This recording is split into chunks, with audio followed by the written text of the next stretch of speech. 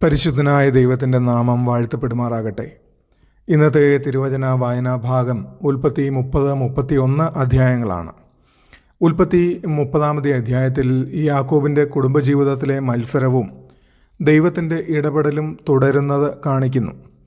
റാഹേൽ സന്താനമില്ലാത്തതിനാൽ തൻ്റെ ദാസിയായ ബിൽഹയെ യാക്കോബിന് കൊടുക്കുന്നു.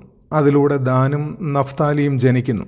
ഇത് കണ്ട ലേയയും തൻ്റെ ദാസിയായ സിൽപ്പയെ കൊടുക്കുന്നു. ഗാദും ആശേറും ജനിക്കുന്നു. പിന്നീട് ദൈവം റാഹേലിനെ ഓർക്കുകയും അവൾ യോസെഫിനെ പ്രസവിക്കുകയും ചെയ്യുന്നു. ഇതിനിടെ യാക്കോബ് ലാബാനിൽ നിന്ന് സ്വാതന്ത്ര്യം തേടി കന്നുകാലികളുടെ വേതനം സംബന്ധിച്ച ഒരു കരാർ നിർദ്ദേശിക്കുന്നു. ദൈവത്തിൻ്റെ അനുഗ്രഹത്താൽ ലാബാൻ്റെ വഞ്ചനയ്ക്കിടയിലും യാക്കോബ് സമർത്ഥനാകുന്നു. മനുഷ്യശ്രമങ്ങൾ ദൈവത്തിൻ്റെ സമയത്തെ മാറ്റിസ്ഥാപിക്കാൻ കഴിയില്ല എന്നതാണ് ഈ അധ്യായം പഠിപ്പിക്കുന്നത്. റാഹേലിൻ്റെയും ലേയുടെയും മത്സരം, താരതമ്യം മനുഷ്യനെ എങ്ങനെ തെറ്റിദ്ധരിപ്പിക്കുന്നു എന്ന് കാണിക്കുന്നു. എന്നിരുന്നാലും ദൈവം മനുഷ്യരുടെ അപൂർണതകളിലൂടെ പോലും തൻ്റെ പദ്ധതികൾ നിറവേറ്റുന്നു. യോസെഫിൻ്റെ ജനനം ദൈവത്തിൻ്റെ ഓർമ്മപ്പെടുത്തലാണ്. ദൈവം തൻ്റെ വാഗ്ദാനങ്ങൾ ഒരിക്കലും മറക്കില്ല. അനീതിയുള്ള സാഹചര്യങ്ങളിലും ദൈവം തൻ്റെ ജനങ്ങളെ അനുഗ്രഹിക്കും. ഇന്ന് പലരും താരതമ്യവും സമ്മർദ്ദവും കാരണം ദൈവത്തിൻ്റെ സമയത്തെ കാത്തിരിക്കാതെ മുന്നേറുന്നു. ഈ അധ്യായം നമ്മെ ക്ഷമയോടെ ദൈവത്തിൽ വിശ്വസിക്കുവാൻ പഠിപ്പിക്കുന്നു. അനീതിയുള്ള സാഹചര്യങ്ങളിൽ പോലും ദൈവത്തിൻ്റെ അനുഗ്രഹം നമ്മെ ഉയർത്തും. വഞ്ചനയിലൂടെയല്ല, വിശ്വാസത്തിലൂടെയാണ് അനുഗ്രഹം ലഭിക്കുന്നത്.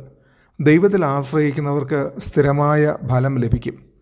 ഞാൻ ദൈവത്തിൻ്റെ സമയത്തെ കാത്തിരിക്കാതെ കാര്യങ്ങൾ ബലമായി നേടാൻ ശ്രമിക്കുകയാണോ? അനീതിയുള്ള സാഹചര്യങ്ങളിലും ദൈവം എന്നെ അനുഗ്രഹിക്കുമെന്ന് ഞാൻ വിശ്വസിക്കുന്നുണ്ടോ?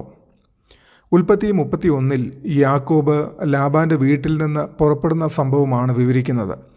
ലാബാൻ്റെ സമീപനം മാറുന്നതും ദൈവത്തിൻ്റെ നിർദ്ദേശവും കണ്ട യാക്കോബ് കുടുംബത്തോടൊപ്പം രഹസ്യമായി പുറപ്പെടുന്നു. റാഹേൽ തൻ്റെ പിതാവിൻ്റെ ഗ്രഹദേവതകളെ യാക്കോബിൻ്റെ അറിവില്ലാതെ എടുത്തുകൊള്ളുന്നു. ലാബാൻ യാക്കോബിനെ പിന്തുടരുന്നു. പക്ഷേ ദൈവം സ്വപ്നത്തിൽ അവന് മുന്നറിയിപ്പ് നൽകുന്നു. അവർ തമ്മിൽ കണ്ടുമുട്ടുമ്പോൾ വാദപ്രതിവാദങ്ങൾ ഉണ്ടാകുന്നു. എന്നാൽ യാക്കോബ് തൻ്റെ നീതിയും കഷ്ടപ്പാടുകളും വിശദീകരിക്കുന്നു. അവസാനം അവർ സമാധാന ഉടമ്പടി ചെയ്ത് ഒരു സാക്ഷിസ്തംഭം സ്ഥാപിച്ച് വേർപിരിയുന്നു. ജീവിതത്തിലെ മാറ്റങ്ങളിൽ ദൈവത്തിൻ്റെ മാർഗനിർദ്ദേശവും സംരക്ഷണവും ഈ അധ്യായം വ്യക്തമാക്കുന്നു. അനുസരണത്തിന് ചിലപ്പോൾ ധൈര്യവും പ്രയാസകരമായ തീരുമാനങ്ങളും ആവശ്യമുണ്ട്. ദൈവം മനുഷ്യരുടെ ഉദ്ദേശങ്ങളെ നിയന്ത്രിക്കുന്നവനാണെന്ന് ലാബാനോട് നൽകിയ മുന്നറിയിപ്പ് കാണിക്കുന്നു. സമാധാന ഉടമ്പടി അതിർത്തികൾ നിശ്ചയിക്കുന്നതിൻ്റെ പ്രാധാന്യം പഠിപ്പിക്കുന്നു. ദൈവം നമ്മുടെ കഷ്ടപ്പാടുകൾ കാണുകയും സമയത്ത് നമ്മെ നീതീകരിക്കുകയും ചെയ്യുന്നു. ജീവിതത്തിൽ ചിലപ്പോൾ നമുക്ക് അനാരോഗ്യകരമായ സാഹചര്യങ്ങളിൽ നിന്ന് പുറത്തേക്ക് പോകേണ്ടി വരും. ദൈവത്തിൻ്റെ ശബ്ദം കേട്ട് വിശ്വാസത്തോടെ നീങ്ങാൻ ഈ അധ്യായം നമ്മെ പ്രേരിപ്പിക്കുന്നു.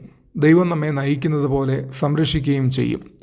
പ്രതിസന്ധികളിലും സത്യസന്ധത നിലനിർത്താൻ ഇത് പഠിപ്പിക്കുന്നു. ആരോഗ്യകരമായ അതിർത്തികൾ സ്ഥാപിക്കുകയും ദൈവത്തിൽ വിശ്വസിക്കുകയും ചെയ്യുന്നത് ആത്മീയ വളർച്ചയ്ക്ക് അനിവാര്യമാണ്.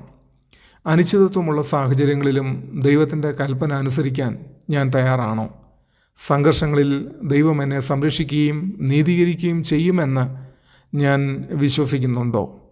ഈ വചനങ്ങളാൽ ദൈവം നമ്മെ അനുഗ്രഹിക്കട്ടെ. ആമേൻ.